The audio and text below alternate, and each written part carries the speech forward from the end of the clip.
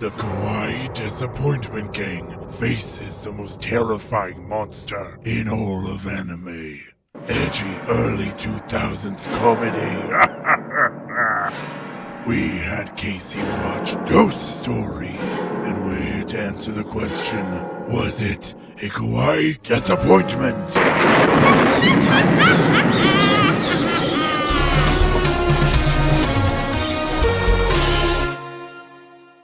All right, everyone, and welcome back to Kawaii Desuppointment for a very special spooky Halloween treat. Ooh. Wow, great on us for our harmonizing, Casey.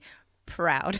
Me too. With you, as always, is me, your producer and spooky boy, PJ. And your super snarky talking cat, Skylar. And with us, as always, is the devilishly delightful Casey.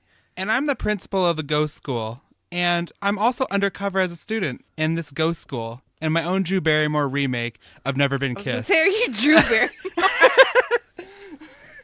Well, Casey, you don't know how apt that is because this week we're having you watch the best clips from one of the wildest anime experiences around, Ghost Stories. The dub. Yes, specifically the dub because the Japanese version is, Boring. according to most people, not good. It's boring. Now, Ghost Stories is a little bit of an interesting situation. If none of you have heard about it before, I highly recommend you check it out. Obviously, we'll give you a playlist to kind of listen to as we go along. Ghost Stories was originally an anime in Japan that, had its own plot, it had its own story, and like we said, kind of wasn't received very well. It was considered pretty bad. As someone that did actually go in and watch the first 3 episodes, I can confirm it was awful and it's slow and weirdly sad. So you might be curious, well, if it's so boring and bad and sad, why are we having you watch it? No, that's what I'm like when I'm off my meds. Slow, boring, and sad. It's right up my alley. Well, like you on your meds, the American dub is a wild good time. Woo! Adderall. Yeah. So once it came to America, the company that was tasked with dubbing it was like, this is bad. How about we make something fun out of it? They hired a comedy writer. They had the voice actors ad-lib, and we ended up with one of the wildest, funniest, most problematic anime dubs of all time. It truly is problematic, and it's definitely a product of the early 2000s. 100%. At the time, obviously, in retrospect, super problematic. At the time, the pinnacle of comedy. So, obviously, every episode, we implore you to watch these shows along with us, right? As we take our first break, we will always ask that you, jump on in, watch those first 2 episodes with us, and join us for that recap. This episode, I 100% am asking you to please, please, please watch the playlist that we have put together. It is a compilation of the best moments from the Ghost Stories dub. It is 28 minutes long, a comparison between the sub and the dub, as well as the original anime intro, so we can continue our anime intro deep dives. It's going to be a fun time, and we hope you go on this journey with us. Every week, I spend so much time curating the most perfect, spicy playlist for both Casey and our listeners. And this week, I didn't have that much work to do because there's only 2 videos. Ooh, the excitement. And as I said, I hope you'll watch them along with us, but we're going to take a quick break, watch those videos. Hopefully you'll watch them too, because honestly, the rest of this video will not make that much sense without it, and we'll see you when we come back. Ooh. Konnichiwa, my fellow weebs. PJ here, wishing you a very happy Halloween, and we really hope you enjoy the episode. If we didn't warn you enough, Ghost Stories does have some problematic content. It's the wildest horror anime you will ever watch, and we felt it was something Casey would get a kick out of, and we hope you did too. Don't forget to follow us on social media. You know the drill, at Kawaii Desupod everywhere, and if you can't find us there, search Kawaii Disappointment Podcast. Also find us at our website, kawaii-disappointment.pinecast.co for links to those socials as well as all of our episodes. Keep spreading that word. Stay safe, stay scary, and stay tuned.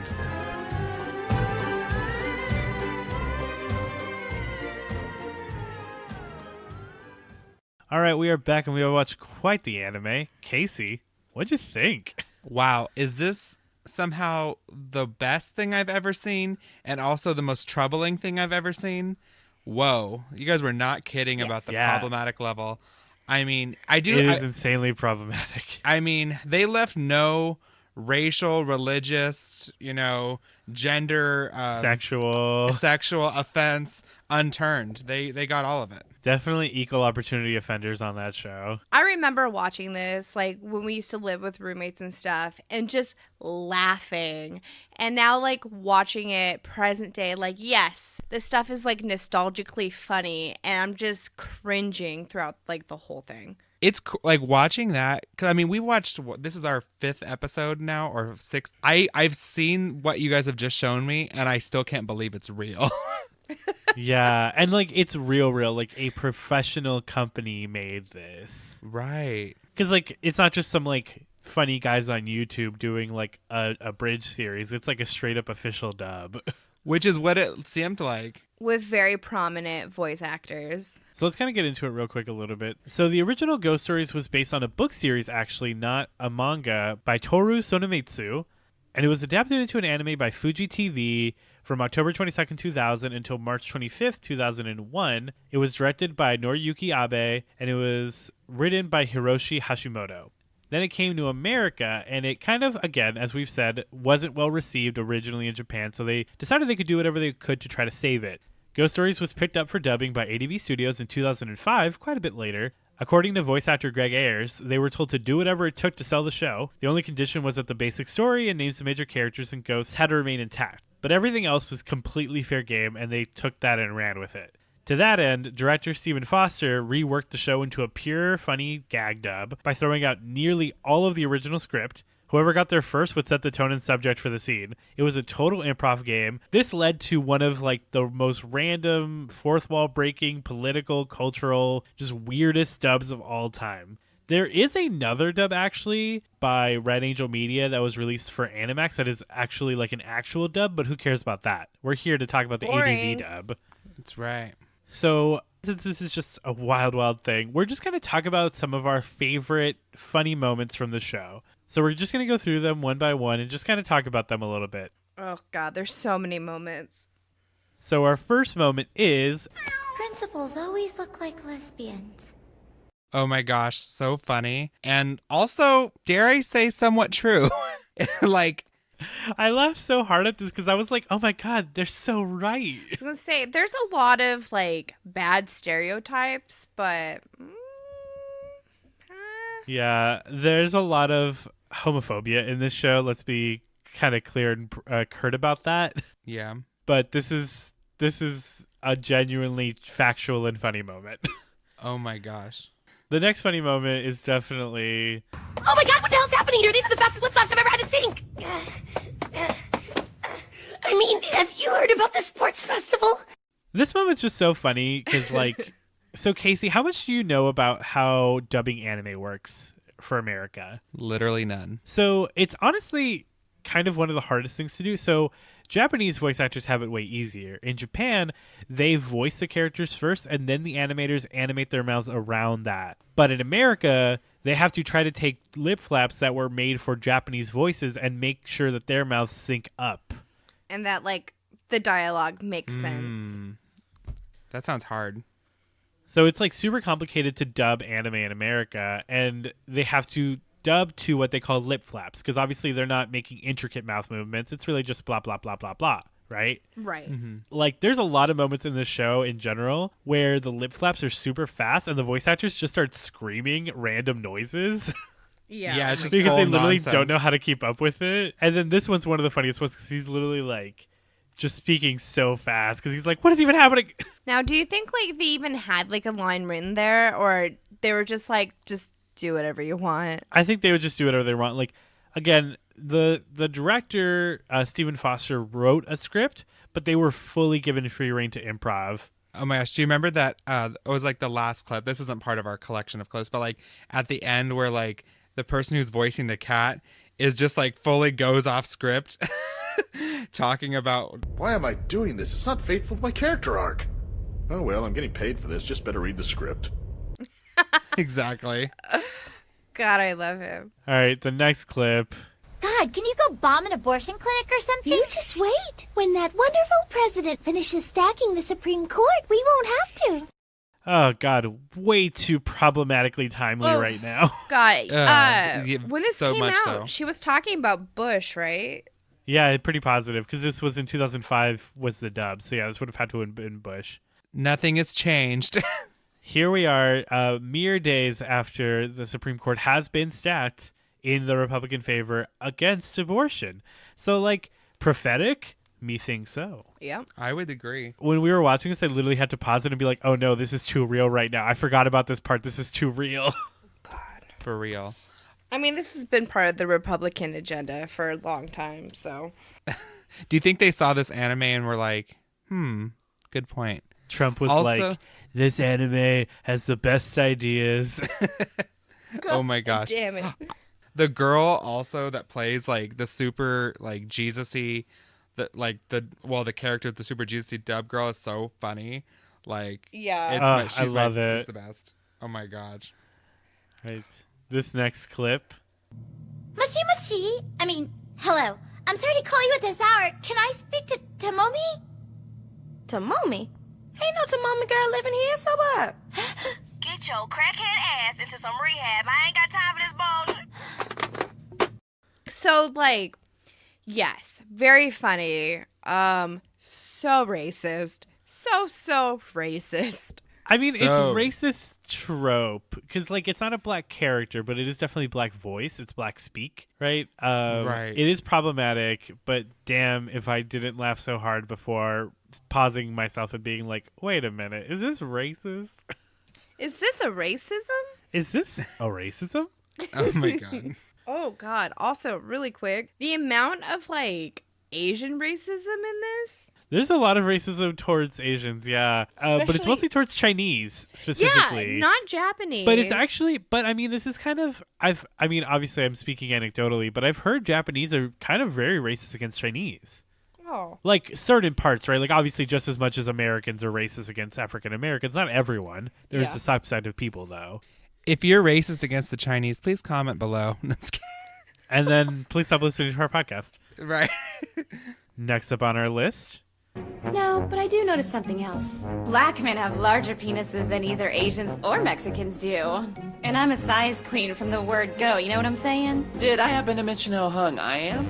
Romans 1:26. God gave them over to shameful lust. I'd like to be given over to shameful lust. Oh my god. So she talks about being a size queen and she makes the whole comparison. It was too much. I was like, wow. All But, harmful propaganda, by the way. harmful propaganda. Oh my gosh. Size Are queen you a from size the queen, jump. Casey? You know, you just have to be tall enough to ride this ride. I'm not particular. She's just, I love it because she's an out and out sexually open female character without it being a problem. The only person that shames her about it is the hyper religious one. Yes. I also love the like main boy in the anime. He's just like, did I mention I'm hung like a horse? Oh my gosh. Like every straight guy exists that says that. He's probably lying to you, sweetheart. It's just like how he says he's 6 feet. He's probably 5'10". I was gonna say, men who have big penises don't say anything They about their don't gloat penises. about it. All right, our next clip is When he died, I was so sad that I would never hear that voice again. His laugh, his funny little requests, Touch me. his reprimands. Touch me harder. Shirotami, please forgive me for bringing you back to life. I know now that it could never work between us. As much as we wanted to, it could never be. Not because you're a rabbit, but because you're black. I would say the first problematic thing about this is they're totally fine with bestiality. is that problematic, Skylar? Yeah, you should probably not go around fucking rabbits. You heard it here, folks. Don't fuck your rabbit tonight. Wow, apparently Kawaii Disappointment is an anti-rabbit fucking podcast. Yes, I This is stand some- by that. This is We another never shirt discussed that that in I'll a wear. production meeting. If I had known this, I would have never started this podcast with you guys. All right, PJ, verified rabbit fucker. Wait, no. Wait, no. PJ is over cancel party. PJ the rabbit Oh, fucker. no. Start the trend now. I knew you always looked at Lola Bunny a little too long every time we watched Space Jam. I mean, TBH, if it's Lola Bunny, I am a rabbit fucker. Cut this out. Cut this out. Leave it in. I won't be cutting anything out. I'm gonna live my truth. Oh no. Okay, so I blame PJ Disney for verified radicalizing furry. me as a child. But yeah, there's literally like her literal line is not because you're a rabbit, but because you're black. But you know what? Sadly, this is a reality in a lot of households in America. For real. Many parents would not allow their child to date a black man or black woman. Hi, I'm PJ, and I'm here to talk to you about racism in your community. Yeah. Oh my god. All right, our next bit is... Oh my, what a gifted seamstress. I hope you're not a homosexual. That's a quickie, but felt it was a little important to talk about. Absolutely. Well, because not only is this show like, I mean, yeah, obviously it's homophobic, and like this is from 2000, so like we didn't talk about like toxic masculinity and shit like that. So for like Hillary Duff had not yet told us that saying that word was problematic. Oh my gosh, PJ does follow me on social media, you guys. Actually, I did see proved that it. post on social media, but I always bring up Hillary Duff's like, don't say things are gay. She is stalking everybody at every like department store, just waiting between the pants to come out and tell you that you're using gay in the wrong context. And unfortunately, she was not there to tell them while they were recording this. She was too busy with Lizzie McGuire at the time. That's so funny though. That is for real though. That is real shit. You do one feminine thing, you're the gay as hell. Yeah, but yeah, I mean, I think this is just a good jumping off point to talk about like they say a lot of homophobic things in the show. Like again, we say they kind of make fun of everyone and they're problematic about everything, but they definitely dig into the gays. But then again, I mean, this is not a defense of it at all, but I'd say thinking back on it, mid-2000s humor was pretty homophobic. Yeah, It was constantly making fun of the gays and stuff. And I think it was very, I mean, like, not to get too deep on this funny little mini-sode, but I think it was a more societal problem because I mean, I remember being back there at this time and gay and lesbian were like insults that you would use against people. Yeah, I mean, you and I have talked about it, and like obviously everyone's grown, and back when I was in Laguna Hills, we used to say that to each other all the time, and I just look back and it's just so disappointing. Now we're all three very proud members of the LGBTQ plus community. I was just like, oh, it was internalized homophobia. Aww, everybody's queer. They also say the F slur like way too much. You know what? Can I say something though? And like, I out of the clips I felt like we saw, like I felt like the group that was targeted the most, in my opinion, was the Jewish community. And actually, yeah, 100%. the Jewish community was pretty targeted. And you know what? That character is drawn, and this is problematic. I mean, this is a big thing in Japanese animation. Japanese animation has a hard time drawing other cultures. So, like, black people are usually drawn really problematically. As Jewish you people saw are usually with drawn The pretty Promised Neverland. problematically. Mhm. Like, it's a problem for sure. And I think they drew him, problematically towards that a little bit. I think they just kind of ran with it a little too hard at times, but yeah. Agreed. All right, our next hopefully less problematic clip is... Hey, I've got an idea. Let's end this episode with a happy moral. Like if you leave children behind, pay your child support on time. Deadbeat dads are not cool.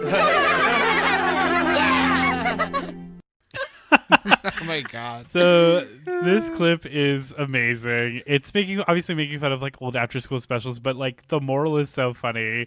Pay your child support on time, kids. I mean, it's true. Words to live by. This is true, absolutely. Especially the way things are moving. More babies are probably going to be had, and but it is a phenomenal moral in this otherwise problematic show. Agreed. But it is still, it's still even wild to be like, hey kids, don't forget to pay your child support. All right, this next clip is... God, you are four of the ugliest fucking kids I've ever had the misfortune of laying my eyes on. I can't wait for this bitch to kill you. This cat is legitimately, like, I think the best character. I relate to the cat in this episode because I can't stand kids. Same. I was like, good, let them know they ugly. Keep them humble, little brats. Are pretty ugly kids, too. Oh my god. Yeah. I hate when people talk to me about their kids. It's just the animation is just not the most attractive. Because again, it's not a great anime. Yeah. All right, moving on. We have Leo! Leo! Leo! Leo! God damn it! God damn it! God damn it! God damn it! Okay, so this one was requested by YouTube. I did not get this. Is this a reference to something? So this is for our fans of Charmed. And this speaks to me personally. So And me. and Skylar too. There is a character on Charmed named Piper, one of the sisters, and she is married to this like kind of, it's called a white lighter. Yeah. What a weird name for a character, like a. He's a white lighter's basically a guide for witches or a guardian angel. Right. And so Piper is married to this guy, and she does this annoying like call to him because he's never around because he's a deadbeat dad. No, I'm just kidding. But like he's like, she'll call him and she'll be like, Leo. Yeah. And she's like doing Everyone it else constantly. calls him, and it's so nice. And they're just like, hey, Leo, because he could hear. Anytime you call his name, he'll appear. And she's just like, Leo! Yeah. And it's like Who plays this character? Marie Holly Combs. best friends to your guys' favorite Shannon Doherty. She's not best friends. They are best friends. No, they're not. Holly Marie Combs, leave a comment in. Honestly, Shannon Doherty did say she had no qualms with her, but she did with Alyssa Milano. So, Remember this how this became a Charmed podcast? All right, well, I guess I'm going to have to watch Charmed, I guess, to get the reference here. I can't wait for the Charmed anime to come out. shut the fuck up. That would be so fun. Oh, God. All right, Japan, you heard it here. All right, speaking of things in Japan, our next clip is... Let's see. Purple. For your hair. Can't tell this is a goddamn anime. Skylar, why don't you show the folks at home what you just bought? So I bought a purple wig just cause. Just because you Just goddamn 'cause. weeb. It's not for OnlyFans, and I also did not buy cat ears to pair with the purple wig in hopes to look like a thick anime girl. Interesting. All No I'm relation. saying is, unrelated, I kind of look better in the purple wig than Skylar does. Okay, like for real, we were doing costumes last night for Halloween, and I was wearing the purple wig, and PJ was like, it's not looking that great. And he fucking put on this purple wig, and it looked so fucking cute, and I'm so mad about it. I'm like fucking heated. It's not fair. I just love that, like, it was like the most recent episode. I think it was our most recent episode where we were talking about, like, oh, there's a purple haired character.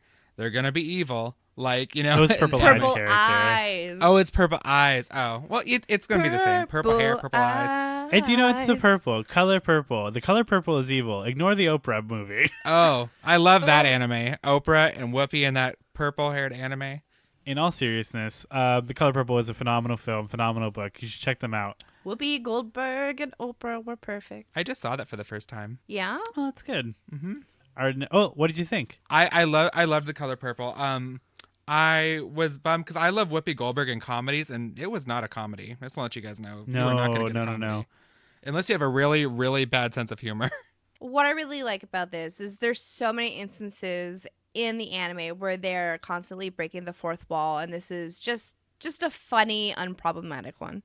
So many anime characters have just ridiculous hair colors. And hairstyles. I mean, it's a as trope of Casey the likes to point genre. out.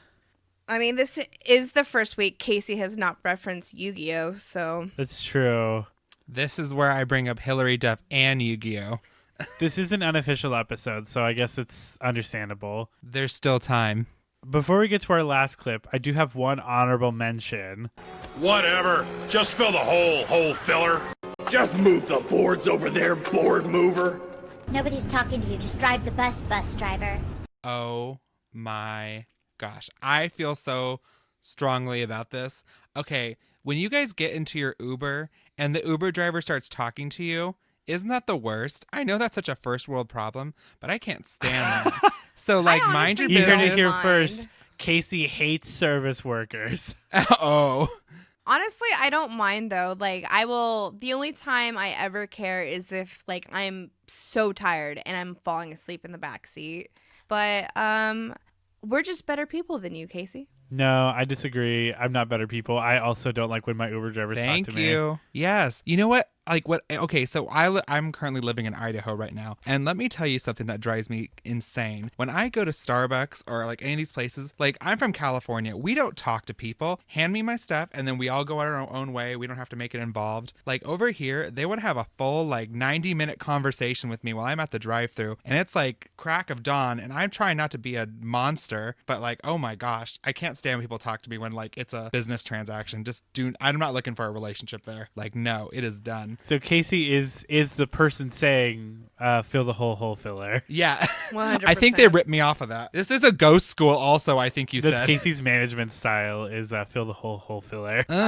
Fill the hole. I mean, my favorite one is the bus driver one. No, I definitely just thought it was so funny that this was like a running gag because like, I mean, sometimes that is like the biggest thing in these horror things where like someone is like, hey, isn't this like they're like digging up in the sewers or something, and like some random guy with a Jersey accent like finds like the Necronomicon and he's like, hey, what's this book doing here? And he's like, hey, get back to work, you jamook. Yep, it's always like that. But yeah, that is our honorable mention. But the last clip we have is honestly, I think, my favorite. Run! She's a ghost and a bitch! Mix it all together and you know that it's the best of both worlds. I wish I was a ghost and a bitch. 1 out of 2 is not bad. I'm just alive and a bitch. I wish I were dead. No, I don't. But I mean, it's one of my favorite lines. Just the way he delivers it is so amazing. It really shows you again that they are professional voice actors, ironically enough. PJ, we all want to be like ghost bitches, but what I have to settle for is being pasty white and just have a little bit of an attitude. And So that's you as are far a as I'll ghost ever go. bitch. We're gonna You get think? leather jackets that say ghost bitches on them. Oh, that's our third design. This will go right in with We're the ghost bitches. Again, if literally even one of you wants this as a shirt, we will make it for you. I So love our that. second shirt is PJ is a rabbit fucker, and then ghost bitches. No, it's not. I am not currently, nor have I ever been, but have I thought about Lola Bunny one too many times? Yes.